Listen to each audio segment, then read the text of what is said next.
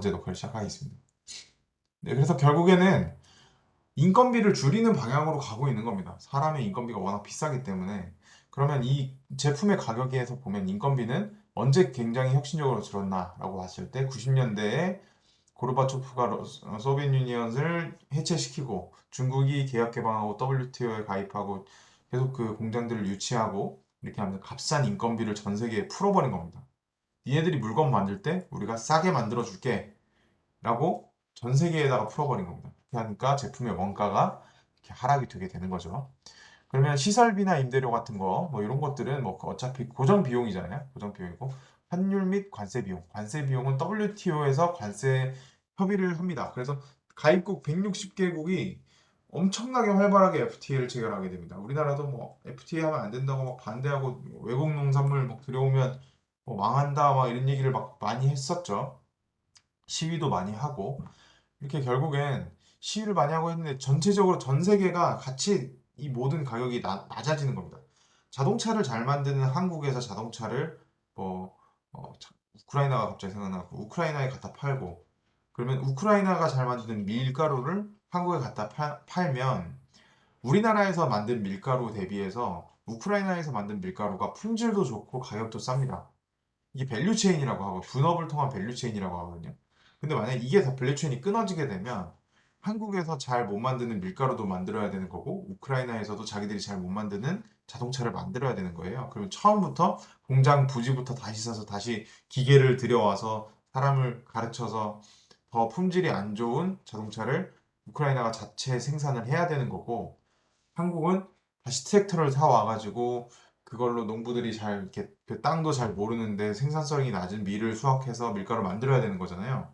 그럼 결국 그 트랙터 산 비용도 가격에 녹여야 되고 이걸로 트라이얼 앤 에러 한 비용도 다 가격에 녹여야 되기 때문에 가격이 상승됩니다. 그렇기 때문에 그런 것을 없애주고 전 세계가 분업을 통해서 밸류 체인을 맺어서 서로 이제 잘하는 거를 갖다가 물물 교환을 한다라는 개념으로 보면 이 제품들의 가격이 계속해서 낮아질 수밖에 없다. 그래서 관세 비용이 낮아지면 이 FTA가 활발하게 체결이 되고 활발하게 활동을 하게 되면 제품의 가격이 낮아지는 효과가 있다. 자, 그리고 이제 유통비용 같은 경우에도 인터넷이 발달하기 시작하면서 이제 아마존 셀러들, 뭐 알리바바에서 뭐 싼 걸 구매를 하고 이제는 우리가 직구하는 것도 굉장히 쉬워졌죠.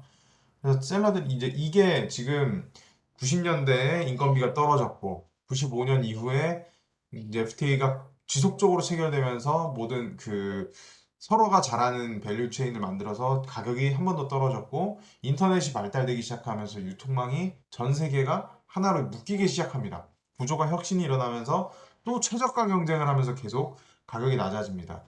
이게 한국에서는 만약 예를 들어서 이거는 실제 사례로 말씀드릴게요. 한국에서는 홈런볼을 하나 사 먹으려 그러면 한 봉지에 뭐 한 2,000원이다 라고 하면 미국에서 이 홈런볼 하나를 팔았을 때 뭐 8불 뭐 이렇게도 팔린다고 했거든요.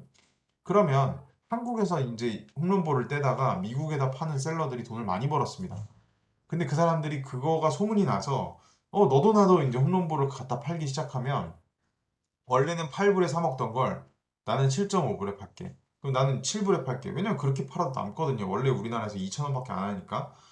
그렇게 유통이 최저가 혁신이 일어나기 시작하는 겁니다. 아마존은 셀러들이 누구나 등록을 할 수 있으니까.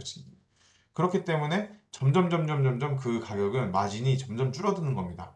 마진이 점점 줄어서 이제 2,000원에 금박하게. 근데 2,000원에 금박하게는 안 되겠죠. 이제 여기에다가 이제 유통비가 좀 들어갈 테니까.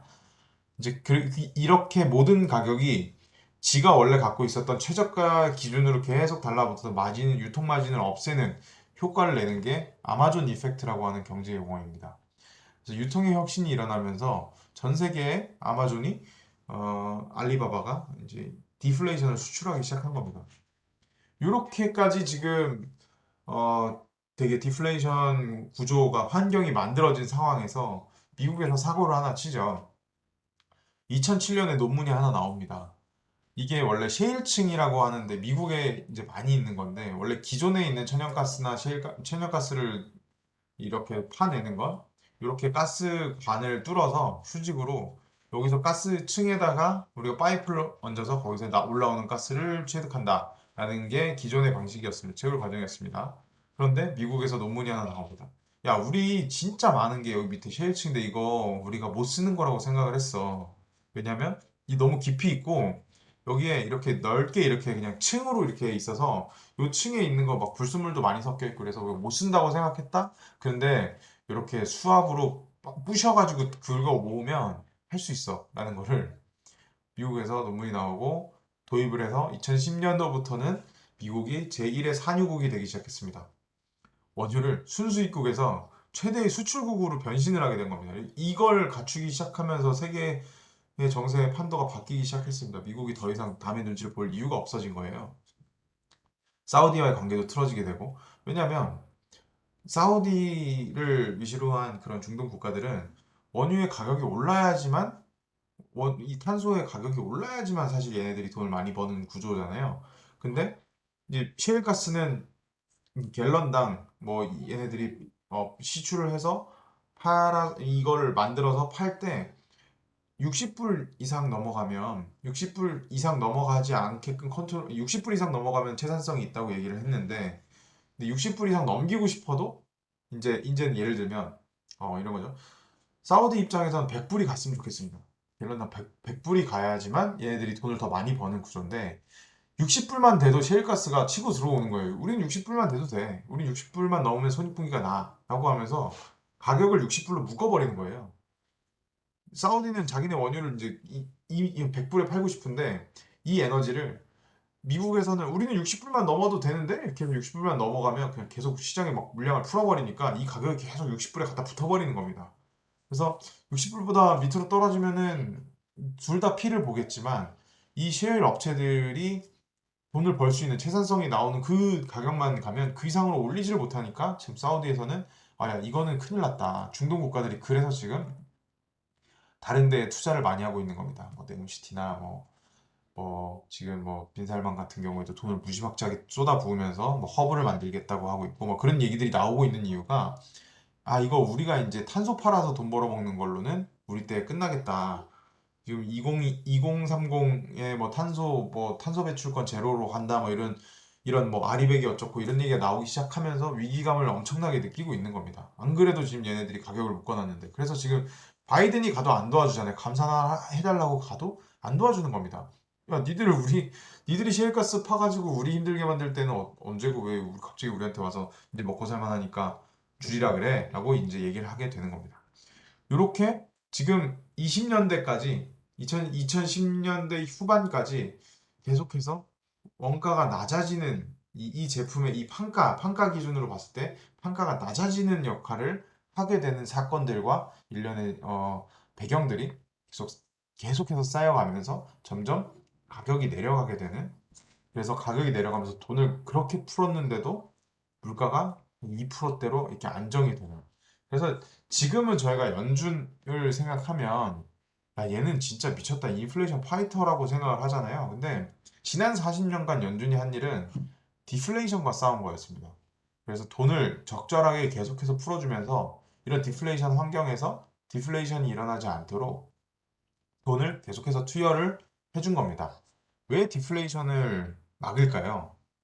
왜 디플레이션을 막냐면 일본의 경우를 보면 알 수 있죠. 이제 일본은 이제 올해죠. 올해 이제 뭐 4월에 총리 교체가 될지 안 될지 모르겠지만 뭐 그렇게 되면 이제 뭐 금리를 인상하겠다. 일단 지금 벌써 YCC는 일드 커브 컨트롤에 그 컨트롤하고 있는 그 금리 자체는 높이겠다라고 얘기를 했으니까 지금 엔화가 반등을 한 건데 구조적이고 장기적인 디플레이션에 빠지게 되면 모든 성장 동력을 잃어버리게 됩니다.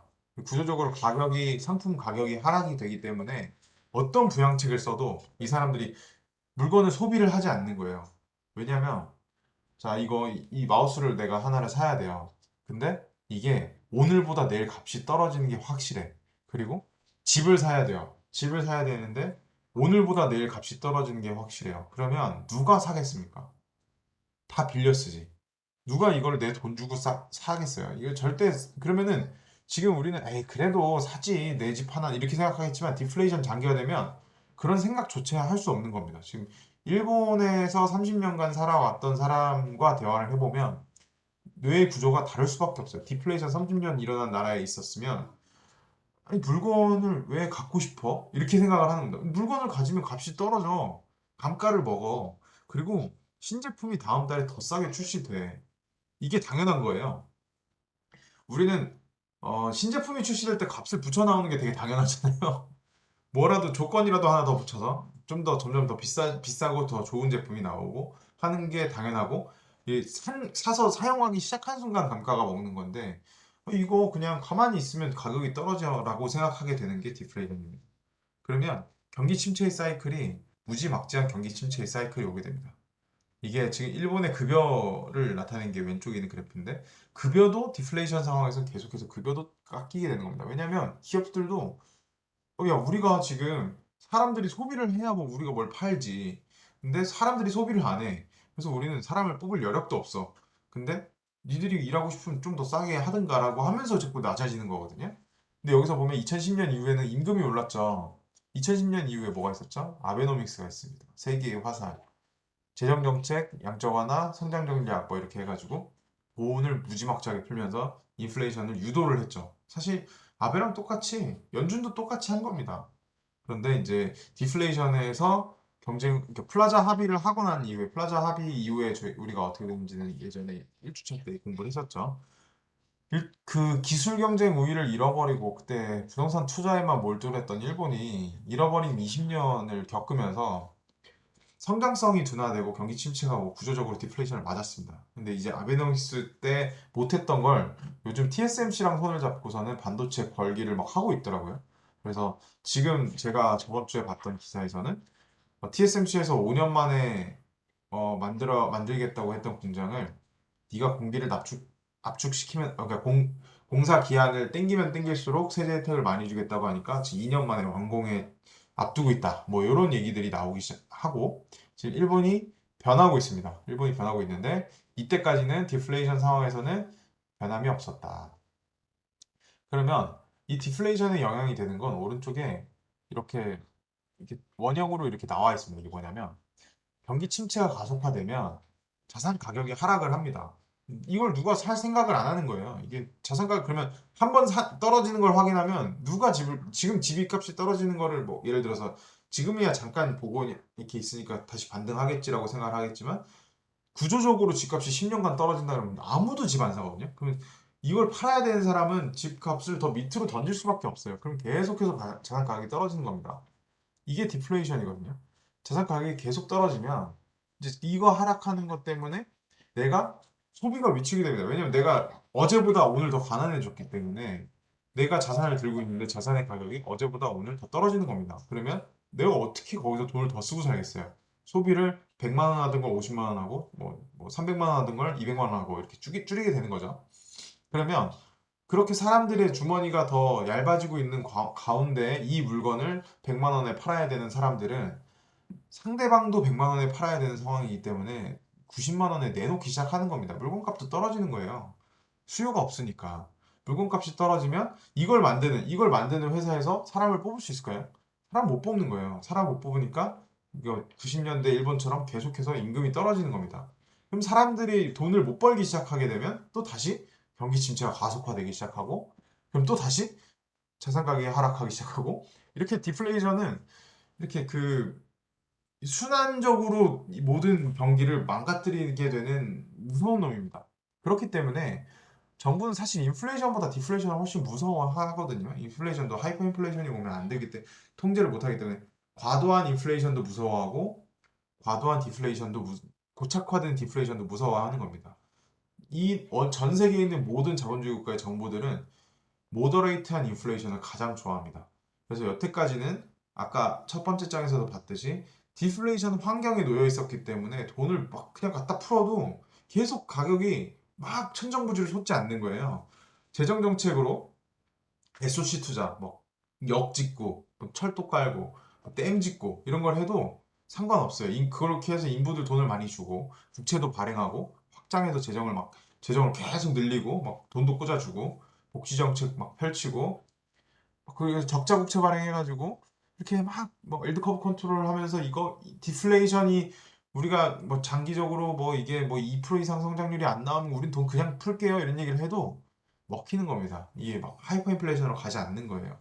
그리고 통화 정책을 금리도 낮추고 국채도 매입해주고 유동성 계속 공급해주면서 여태까지 지난 40년간 전 세계 국가의 정부들이 했던 영향 역할은 이 디플레이 고리를 경기 침체가 가속화될 때 자산 가격 하락을 막아준 겁니다.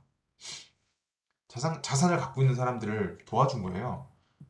이 자산 가격 하락을 방어를 해준 겁니다. 그렇게 끊어줘야 이 자산 가격 하락이 방어가 돼야 소비가 위축되지 않고 상품 가격이 하락하지 않고 왜냐면 가만 냅둬도 하락하니까 최저가 막 11번가 이런 데가 갑자기 막 나와서 인터넷에서 물건 팔아짓기 시작하니까 슈퍼가 장사가 안 되기 시작하는 거예요. 쿠팡이 나와서 팔아짓기 시작하니까 이마트가 안 되기 시작하는 거고 그렇게 끊어준 겁니다. 고리를 끊어줘서 조금 비싸도 다른 경험을 할 수 있으면 가서 돈을 쓸 수 있게 만들어준 겁니다.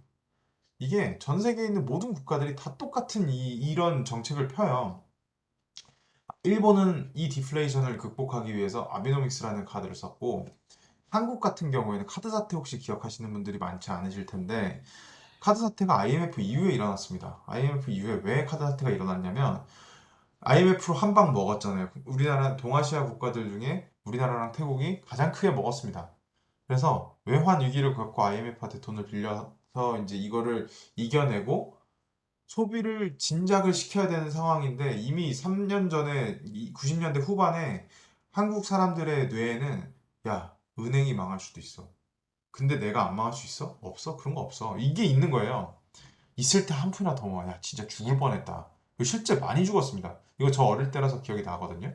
이 시기에 자살 진짜 많이 했고 그 실업자인 아버지들도 되게 많았습니다. 그리고 제가 이렇게 잘 사는 동네에 살지 않았기 때문에 더 그랬겠지만 점심시간에 나오는 고기 말고는 하루에 고기를 못 먹는 친구들도 있었어요. 되게 많았습니다. 이게 되게 당연한 시기였거든요.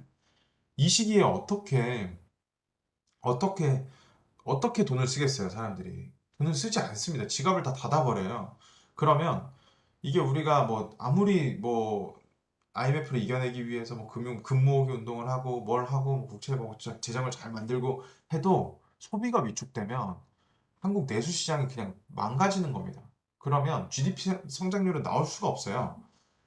이게, 이걸 살리기 위해서 2000년대 초반에 정권에서 밀어붙였던 게, 야, 카드 사태를 유발한 거예요.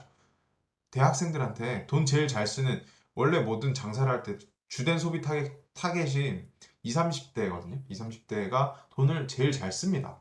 20, 30대한테 카드 그냥 발급해주고, 현금 서비스 막 그냥 보지 않고 해주고, 그리고 그 검은 돈들 나오게끔 금융 뭐 실명제 한 다음에 좀 빡세졌어도 그냥 지금 일단 지금 하면 다 용서해줄게. 채권들 니네 사채들 다 이제 다 양지로 다 나와. 이런 거 유도를 한 거예요. 그래서 니네 좀 돈 좀 써라. 그래서 이때 카드깡이라는 단어가 유행을 했습니다. 카드를 긁어서 여기서 현금 서비스를 받아서 이전 달에 긁었던 거 저기다 내고. 왜냐면 카드사별로 카드를 하나씩 다 만들어줬기 때문에 대학생들이 그렇게 정신없이 돈을 쓰게 만들어 버린 거예요. 그렇게 되면 소비가 살아납니다. 그리고 소비가 살아나고 무언치기 신용을 짓밟고 사람들을 다 골로 보냈죠. 이때 엄청나게 많은 신용불량자들이 나왔거든요. 그게 정부 정책적으로 노렸다라고 보기에는 뭐좀 너무 안 된 말이지만 뭐 자본주의가 원래 그렇게 피도 눈물도 없습니다. 그래서 이때 카드 사태 때문에 신용불량자가 양산되고 있을 때 한편으로는 뭘 했냐면 무기명 채권이라는 거를 양도성 무기명 채권이라는 걸 발행해 줬습니다. 이것도 아마 모르셨던 분이 많을 거예요. 뭐냐면 제가 만약에 부자 아빠예요. 50대 부자 아빠인데 내 10대 후반에 부자 아들이 있어요. 근데 얘한테 내가 돈을 주려 그러면 증여세가 붙습니다. 많게는 40% 50%까지 붙기 때문에 이 증여 플랜이 부자들한테는 돈을 쓸 때 만약에 이거를 증여를 하는데 좀 절세를 할 수 있다라고 하면 아끼지 않습니다. 근데 이때 그 부자들한테 묶여있는 그 유동성을 갖고 오기 위해서 정부에서 이렇게 그 신용카드를 남발하고 있는 와중에 야 너희들 돈 좀 내. 그래도 이제 신용카드 아무리 만들어줘도 부자들이 안 쓰니까 너희들한테 양도성 무기명 채권이라는 걸 줄게. 네 아들이 돈을 어디서 벌었는지 묻지 않아. 따지지 않고 그냥 그 채권 들고 오면 통장에 넣어줄게. 이걸 발행을 합니다. 이게 되게 충격적인 거거든요. 이거 그냥 아빠가 발행해서 아들한테 손으로 건네준 다음에 아들이 그대로 은행 가서 자기 통장에다가 넣으면 그냥 자기가 번 돈이 되는 거예요. 이거는 그냥 증여를 공짜로 할 수 있는 거예요. 그래서 이 양도성 증여 채권에 나중에는 피가 붙어서 팔리기 시작합니다. 그런 식으로도 이런 똑같은 사태에서 똑같은 역할을 했을 때도 누군가는 이득을 보고 어떤 사람들은 손해를 보고 신용불량자로 전략을 하고 이런 일이 일어나는 겁니다. 왜냐면 이 모든 일은 미국처럼 똑같은 일을 한 거예요. 양적 완화를 한 겁니다. 돈을 풀기 위해서 수단과 방법을 가리지 않은 거예요. 왜냐면 말씀드렸지만 디플레이션 환경이었기 때문에 자산 가격이 떨어지면 이 시스템 전체가 무너지는 구조였기 때문에 지난 40년간은 자산 가격의 하방을 만들어 준 겁니다. 자, 그러면 이제 요즘 얘기를 할게요. 이제 지금 이 디플레이션 얘기가 길었습니다. 왜냐하면 40년간 지속되었던 거기 때문에 이게 상식적인 상황이었거든요. 이 상식이 조금씩 붕괴되고 있습니다. 보호무역주의가 일어나고 난 이후에 이제 전 세계가 단절되기 시작했습니다. 이게 지금 중국이 지금 1대1로라고 하는 계획을 추진을 해오다 지금 이것도 코로나 이후에 조금 문제가 생기기 시작했습니다. 이게 문제가 생기기 시작한 이유는 1대1로 계획을 모두 결국 1대1로 계획이라고 하는 거는 여기 지금 빨간색으로 보이는 이 선들을 이어서 다 여기 중국 편을 만들 거야. 그래서 우리는 위안화만을 가지고도 자급자족 할 수 있는 시스템을 만들 거야. 그래서 우리는 달러 패권에 도전을 할 거야. 그렇기 때문에 사우디아라비아랑 왜 좋은 관계를 맺겠어요? 얘네들은 아까 말씀드렸던 셰일한테 한 대 먹은 애들이거든요. 야, 니네도 마음에 안 들잖아. 너네 위안화로 이거 원유 거래 위안화로 하자. 이거 지금 원유 거래를 지금 달러로 지금 묶여 있는 거는 미국의 패권 때문에 이 달러 말고는 거래가 안 되거든요. 그래서 지금 이란한테 지금 제재를 가할 때도 야, 니네 달러로 니네 그 이란산 원유 사지 마. 해버리는 거예요. 그럼 이란은 원유를 갖고 있어도 돈을 구할 데가 없으니까 힘들어지는 거거든요. 그래서 사우디한테도 이제 중국이 꼬시는 거죠. 야, 니네 위안화로 거래해. 니네들이 팔고 싶은 만큼 다 팔아. 그럼 우리가 너네들한테 위안화로 거래하는 것만큼 우리가 돈 줄게. 이런 식으로 이제 우방으로 돌리는 겁니다. 그래서 1대1로 계획이 해상 실크로드에도 보면 케냐 같은 나라에다가는 가서 야, 우리가 니네 아파트 지어주고 땅 뭐 공사해주고 고속도로 깔아주고 다 할게. 그런데 이제 이거를 다 위안화 대출로 해줄게. 이렇게 해서 지금 이게 문제가 되고 있습니다. 이 1대1로 계획이 성공하냐 실패하냐에 대해서는 이걸 다 부채로 잡아가지고 했으니까 이때 코로나 때 힘들었던 나라들이 야, 니네 그 뭐 자카르타나 뭐 이런데 자카르타 인도네시아죠. 야, 니네 뭐 이렇게 와서 다 해줬는데 갑자기 돈 갚으라 그러면 어떡해? 그 갚으라고 한다고 우리가 돈이 있냐? 근데 중국 모르겠고 갚아 지금 이러고 있는 상황이거든요. 그래서 지금 약간 이게 1대1로가 조금 좀 삐그덕거리고 있습니다. 그런데 이제 트럼프는 이걸 보고 있었죠. 트럼프 대통령은 보면서 자, 일본, 인도, 호주, 그리고 여기 일본이랑 한국은 지소미아라는 걸로 협정으로 좀 묶여 있습니다. 그래서 인도태평양 전략을 펴면서 야, 중국 애들이 지금 우리 넘보고 있다. 지금 니네 지금 정신 차려야 된다. 지금 중국이 우리 편이 아니다. 막 이런 얘기를 하고 있었고 아까 등장했었던 등소평이 제일 1의 가치로 얘기했던 건 능력을 드러내지 마라. 이 도광령에 칼집 안에 넣어놓고 실력을 길러라. 밖으로 능력을 드러내지 말아야 된다. 왜냐면 우리는 맞으면 간다. 이런 얘기를 했었는데 패권에 도전하는 시진핑 주석이 3연임을 했죠. 야, 지금 우리가 좀 치는데 좀 나가서 한번 붙어봐야지. 이런 식으로 지금 가서 패권 전쟁이 일어나게 된 겁니다. 그래서 1대1로 계획이랑 트럼프 대통령의 패권에 대한 보호를 하려고 하는 그것 때문에 2018년도에 코스피가 박살이 났습니다. 2018년도에 코스피가 박살이 났고 보호무역주의가 이제 이루어지게 되면서 보복적으로 서로 관세를 매기기 시작합니다. 맞불 관세, 막 그 대두를 뭐 너희한테 수출하는데 지금 중국에서 대두를 제1의 수입국이거든요. 그래서 미국에 있는 대두, 그러니까 콩을 많이 사갑니다. 사료로 많이 쓰이기 때문에. 근데 이거를 막 관세를 막 주겠다, 뭐 이래서 중국에 나가 있었던 공장들 다 미국으로 들어와라. 중국에서 생긴 웨이드 인 차이나 절대 못 들어온다. 뭐 장벽을 세우겠다. 뭐 이런 얘기들을 하기 시작했죠. 그러면 이 공장들이 이전하는데도 비용이 들잖아요. 그리고 새로운 숙련공을 만드는 데까지도 비용이 듭니다. 그리고 이 새로운 사람을 채용해서 이 사람들한테 일을 시키는데도 비용이 듭니다. 이 모든 비용들이 다 여기 판가에 다 녹아 들어가게 되는 겁니다. 그러면 어떻게 되죠? 아까는 계속 이 제품의 가격이 계속 떨어지기만 했다면 이제는 제품 가격이 다시 상승할 수밖에 없는 사이클에 지금 2018년 이후에 들어와 있는 겁니다. 인플레이션 사이클에 들어와 있는 거고 윽박을 지르면서 여기 리쇼어링 윽박에 한국 수출 기업 부담 커진다. 이게 이 부담을 기업이 그냥 부담을 안고 갈까요? 판가에 녹이겠죠. 이걸 부담 커지는데 부담 커서 좀 판가에 녹일게요. 이런 거죠. 그리고 이제 트럼프의 지지층이었던 러스트벨트는 이제 셰일 기업들이 있는 지역에 공장 단지들이 많은 이런 기업들이 있는 동네에서는 계속해서 트럼프를 계속 지지를 해줬습니다. 중국이랑 무역 전쟁 막 하면서 유가 낮아도 막 파산하기 직전까지 가도 버텨줬습니다. 그러다가 이제 나중에는 좀 마지막에 트럼프한테서 돌아섰죠. 그러면서 바이든이 이제 당선하게 되는 뭐 캐스팅 보트가 되고 했었는데 이렇게 낮은 유가를 유지를 해주면서 그 피해가 다 사우디랑 러시아에 가서 꽂힌 겁니다. 지금 사우디랑 러시아가 이렇게 화가 나 있는 이유가 사실은 이게 다 이유가 있는 거예요. 좀 살기 퍽퍽해졌거든요. 지금 이게 2019년도에 나왔던 기사입니다. 미국 대 사우디 러시아 오일 시대가 개봉박두했다.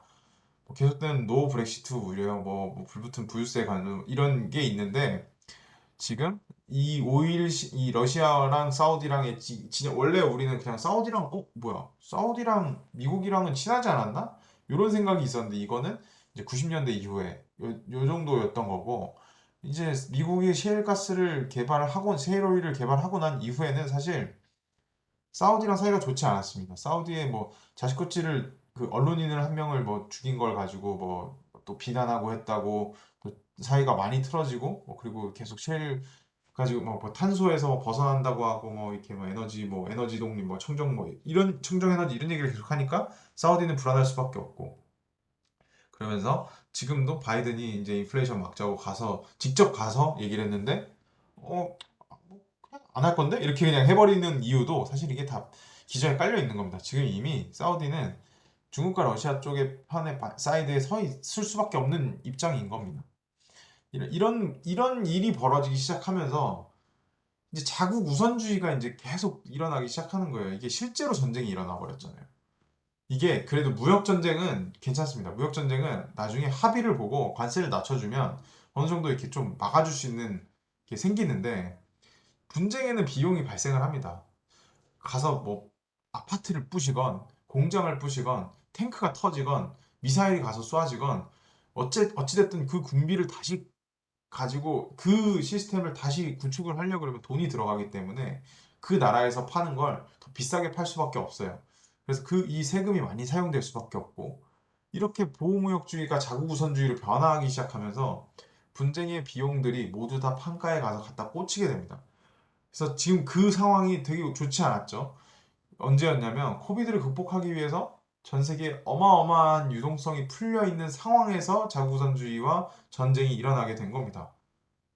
안 그래도 인플레이션이 일어나기 좋은 환경이었는데 전쟁이 일어나면서 인플레이션이 페달을 밟은 거죠. 그렇게 되면서 우리가 지금 이 그래프에서 보면 러우 전쟁이 발발하기 시작하면서부터 기준금리를 이렇게 빡세게 올리기 시작하는 건 왜냐면 인플레이션이 CPI가 막 7%, 8%, 9%까지 오르기 시작하니까 전년 대비 이거를 막기 위해서 금리를 이렇게 과격하게 올리면서 돈을 푸는 거 M2를 풀고 있었던 걸 계속 억제를 시켜주려고 노력을 하는 겁니다. 이때 작년에 우리가 많이 봤던 기사들이 이런 겁니다. 전 세계적으로 식량이 부족하다. 이게 우리가 식량이 부족하다는 건 잘 안 와닿거든요. 어떻게 식량이 부족할 수 있지? 왜냐하면 밸류 체인이 끊어지기 때문에 그래요. 지금 저기 뭐 러시아나 우크라이나에 밀이 지금 산적이 돼 있다 그래도 걔네가 전쟁 중이니까 이게 수출이 되지 않고 있습니다. 그렇기 때문에 기존에 먹던 밀의 양은 있는데 이제 그게 소비할 수 있는 사이드에서 받지를 못하게 되는 거예요. 뭐 옛날에 코로나가 처음 터졌을 때 마스크가 없어서 뭐 품절됐던 거랑 비슷한 거죠. 그리고 원유가 부족하다. 이게 아니 그 셰일가스가 그렇게 뭐 싸다며라고 했는데 이게 전 세계에 있는 모든 뭐 가스를 다 지탱할 수 있을 만큼 생산성이 나오지도 않고 지금 기존에 이렇게 뭐 60불대에 이렇게 맞춰져 있는 상황이었다 그러면 이제 원유를 공급을 안 해주기 시작하면 가격이 뛸 수밖에 없습니다. 그렇기 때문에 가격이 폭등하기 시작한 겁니다. 그래서 식용유, 뭐 팜유, 해바라기유 가격이 여기 오른쪽 아래 보시면 러시아랑 우크라이나에서 많이 생산하는 것들부터 가격이 뛰기 시작하고 이들의 대체재들부터 가격이 뛰기 시작합니다. 그래서 인도가 식용유 대란의 숨통을 트이기 위해서 팜유를 인도가 아니네요. 인니면 인도네시아인데 여기 인도 수입선 답변한 거. 인도가 아닌 것 같은데 아무튼 이거는 인도네시아랑 인도가 인도에서 밀을 수출할게 인도네시아에서는 팜유를 수출할게 막 이런 식으로 제기를 합니다라고 했다가 또 인도가 우리가 책임질게 하다가 또 야 우리도 좀 안 되겠는데 뭐 이렇게 막 포기하고 이런 사태들이 계속 일어나게 된 게 우리나라에서도 발빠르게 밀가루랑 밀이나 뭐 식용유 이런 것들은 관세 안 붙일게 니들 그냥 세금 안 내도 돼 그냥 들여와 왜냐면 너무 비싸지니까 너무 비싸져서 사재기 현상이 일어나기 시작하면 가격은 더 뛰기 시작합니다. 그렇기 때문에 대응을 계속 한 겁니다. 가격을 눌러주려고 계속 노력을 한 겁니다. 밸류 체인이 모조리 끊어지기 시작하니까 러시아가 천연가스를 이게 노드스트림이라고 하는 거를 이렇게 파이프를 연결을 해서 독일에다가 뿌려주고 있었던 이 노드스트림 1번, 2번 다 터졌죠. 뭐 누가 와서 터트렸다고 계속 이렇게 얘기를 하고 아 이거 가스 터빈 교체해야 돼가지고 뭐 잠깐 멈췄어 막 이런 식으로 뭐 러시아가 이렇게 얘기를 하지만 이게 왜 끊은지 다 알죠. 이제 야 너 우리한테 이런 거 받고 있는데 너는 왜 자꾸 우크라이나 편들어 이렇게 얘기를 하는 거죠. 결국 지금 그래서 이번 겨울이 온도가 낮으면 낮을수록 이 유럽은 더 힘들어진다라는 얘기를 하는 게 가스가 지금 공급이 끊겼습니다. 그래서 지금 사실 되게 힘든 상황입니다. 그럼 이러면 일단 에너지의 가격은 천정부지로 치솟을 수밖에 없는 거죠. 그래서 요거는 제가 되게 좋아하는 박석중 팀장이 썼던 그 분쟁의 비용이라고 하는 레포트에서 제가 가져온 건데 이제 이걸 마지막으로 좀 어려운 얘기지만 이걸 좀 이렇게 이해하기 위해서 요 한 장표를 이해하기 위해서 오늘 한 시간을 저희가 쓴 겁니다. 이 분쟁의 비용이 없을 때는 신자유주의 시절에는 가격이 계속해서 디플레이션이 일어나면서 계속 떨어지게 되는 사이클에 들어가게 됩니다.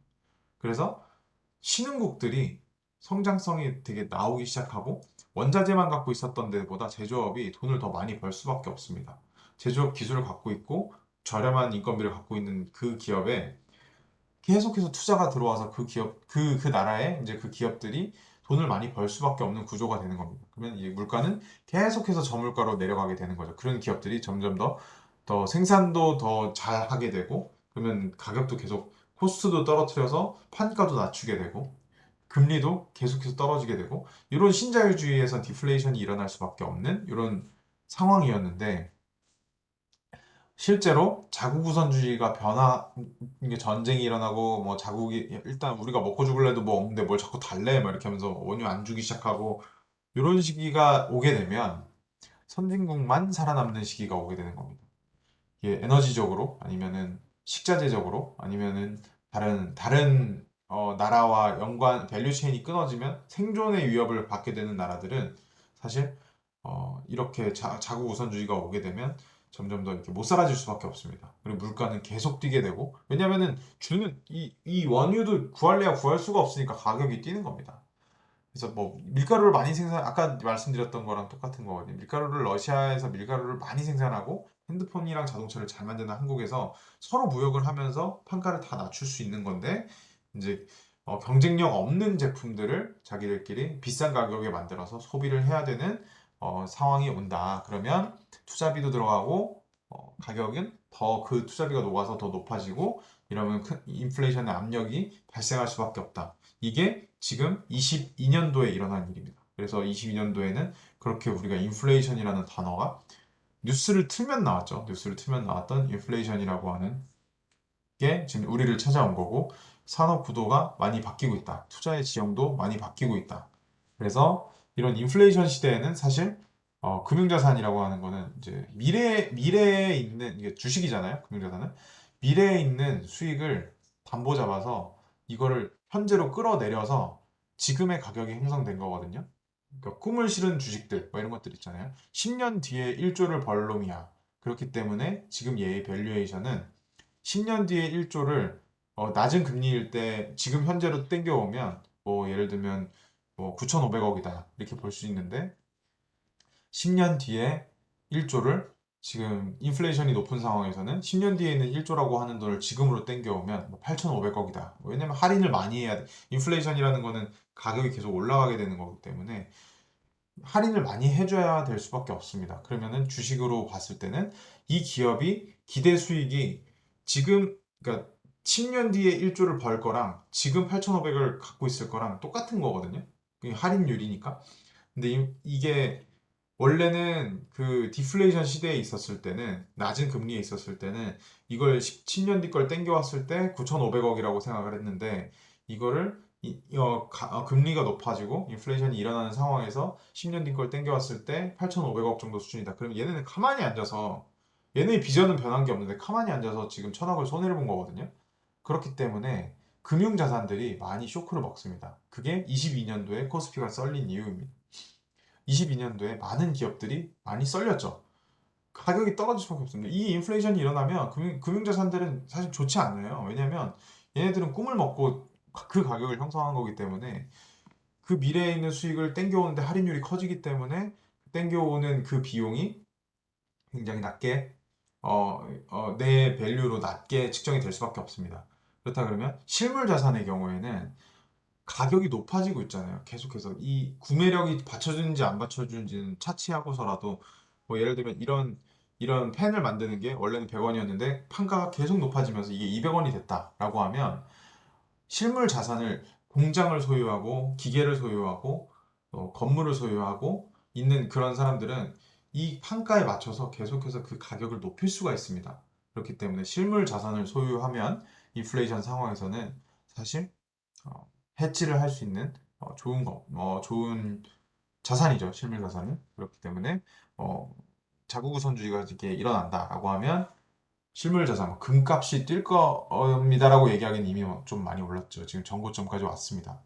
이렇게 실물 자산이 더 세지는 지금 인플레이션의 시대에 오고 있다. 근데 이게 인플레이션으로 끝나는 게 아니라 이제 스태그플레이션으로 간다. 성장은 없고 성장은 이 인플레이션 상황처럼 이 제품의 가격은 계속 올라가는데 GDP 성장률은 나오지 않는 이런 걸 이제 스태그플레이션이라고 하니까 성장은 사실 지금 성장 동력을 찾아볼래야 사실은 어떤 혁신적인 기술이 개발되지도 않으면 성장의 동력이 많이 꺼지고 있기 때문에 지금 23년에 스태그플레이션이 온다, 뭐 경기 침체가 온다 이런 얘기들을 하고 있는 겁니다. 오늘은 여기까지인데 이게 어렵습니다. 어렵죠. 녹화는 일단 여기까지 마치겠습니다.